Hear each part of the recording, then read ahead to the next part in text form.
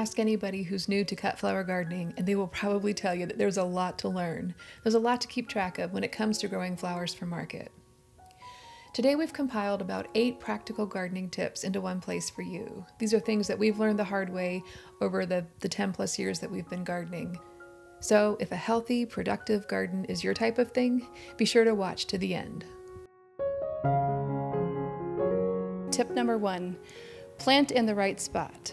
The first thing to get right when you plant your seeds or seedlings is to plant them where they want to be planted. Most plants prefer rich, well-drained soil. Some plants like yarrow and Russian sage, as well as a lot of herbs, actually do better in poorer soil, but most plants do prefer rich, well-drained soil. If you've planted anything before, you've noticed that the back of the seed packet or the little plant tag has something to say about whether the plant likes full sun, shade, part shade.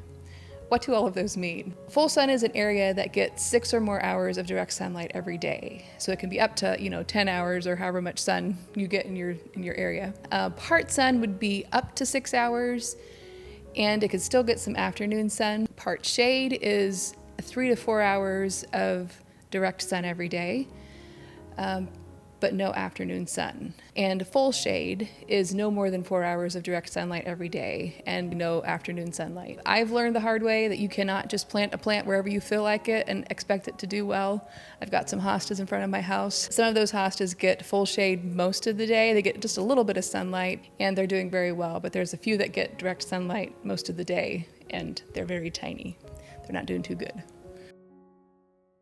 Practical tip number 2 is to amend your soil.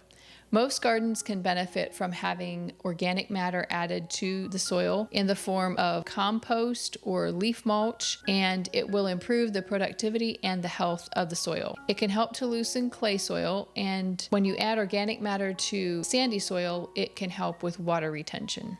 I like to amend the soil in my garden after I've cleared it in the fall. My soil is very heavy clay, and so I like to work some of it actually into the soil, and then I will spread some compost over the top and then grass clippings or leaf clippings over the top to just keep it from eroding over winter. We found that adding organic matter to your soil over the years can transform a very poor soil into something beautiful that will produce healthy plants. It's a good idea to get your soil tested, especially if your plants seem to be struggling. Then you'll know what to fertilize with or what nutrients to add. Point number 3 is use irrigation.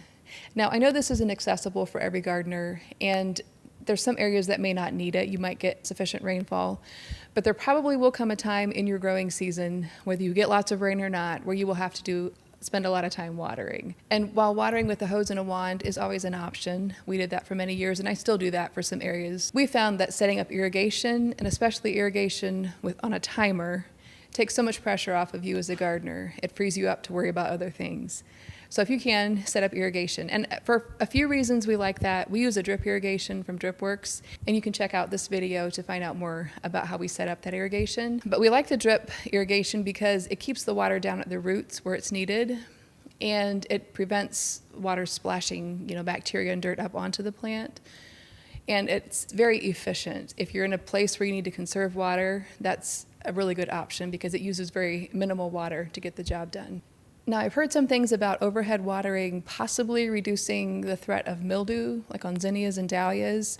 I have not tested this out. I don't know if that works. There's probably some benefits to overhead watering as well, but we do prefer just the drip irrigation. Tip number 4 is to mulch when your plants are small. Weeds are a gardener's bane. They can get ahead of us so fast. But if you mulch when your plants are young, you can save yourself a lot of work. Mulch gives your plants a head start, helping to suppress the weeds until the plants are large enough to shade them or crowd them out. It also helps in retaining water and stopping erosion. Garden soil can harbor diseases, and mulch will provide a barrier to the soil and prevents it from splashing up onto the plant. Different types of mulches we use are compost, grass clippings, shredded leaves, leaf compost, and straw. LaRonda has also used some very fine composted wood chips, which have worked well for her. Larger wood chips should be reserved for areas like maybe perennial borders where you won't be digging and working the mulch into the soil often, because incorporating too much bark mulch into the soil can upset the balance of nutrients. Point number 5, support tall plants. Most plants that grow taller than 2 feet will probably need to be supported in some way. I know, that's how I feel about it too. It's not enough just to plant them and hope for the best. I tried that last year and it didn't work very well. There are also plants that are shorter than 2 feet that will need to be supported as well. Lisianthus is one of those. Anything with a tendency to fall over probably should be supported in some way. Now, we do our netting or staking in a very straightforward method. We use some kind of a post or a stake, and then we stretch Hortonova netting horizontally between those and allow the plants to grow up through it. That works very well for a bed style of garden. There's many ways of staking and supporting your plants. A quick Google search will probably give you a bunch of those. Then for really tall plants, you probably will need to do another layer, like a double stack of Hortonova. I have some dahlias out there. I should have done that too. But I do plan to just run a line of nylon twine around the outside just to kind of corral to keep them from spilling over. For vining plants, we have run the Hortonova vertically and allowed the plants to climb up that way. That can work. We've also done cattle panel vertically, and we've done cattle panel arches for vines to grow up. Tip number 6 is to pinch your plants for more blooms. Pinching your plants means that you're cutting out the center stem to encourage the plant to branch low from the ground. This will increase the number of stems you'll get. As a general rule of thumb, I like to wait until there's at least 3 or 4 sets of true leaves on the plant. You can look it up, research. Different plants have different recommendations, but if there is no recommendation, that's an easy one to just go with, 3 or 4 sets of true leaves. Several kinds of plants that we like to pinch are zinnias, cosmos, snapdragons, and dahlias. You'll get a lot more blooms and a lot longer stems if you pinch those. There are some flowers that you shouldn't pinch, things like the pro-cut sunflowers or a stalk. There's different kinds of flowers that only send up one flower head, and so if you're pinching those, you're cutting out the bloom that you would be getting. There are some branching sunflowers though, so you need to make sure what type of flower you have if it can be pinched or not. Point number 7, deadhead your plants. Now that's not quite as violent as it sounds. Well, maybe it is. It's a terrible word for a very necessary job in the garden. Deadheading is simply going out and cutting any flower that is a little over the hill or that's going to seed. It's a way to keep the plant producing. So if the plant is cut and come again, which means that it will bloom more than once throughout the season, it's very important to keep the spent flowers cut on it.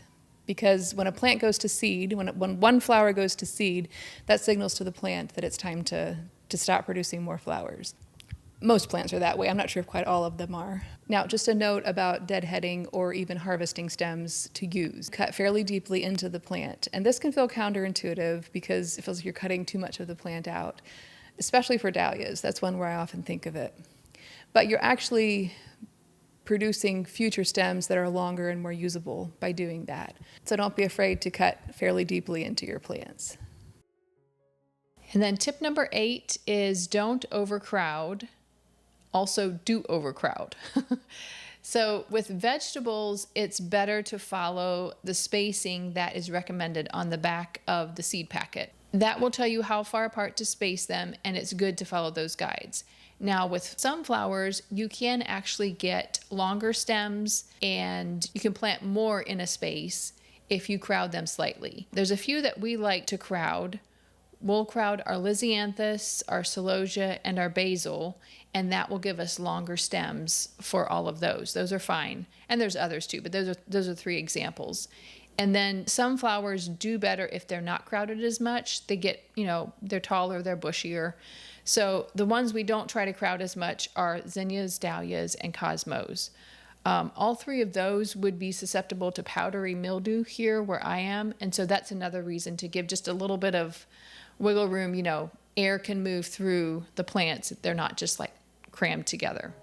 These are some of the tips that we've learned over the years, just sort of, learn them as we went along. I'm sure you've probably learned things too. I think it would be interesting to hear if you have any really important gardening tips you'd like to share. So you can drop those in the comment below.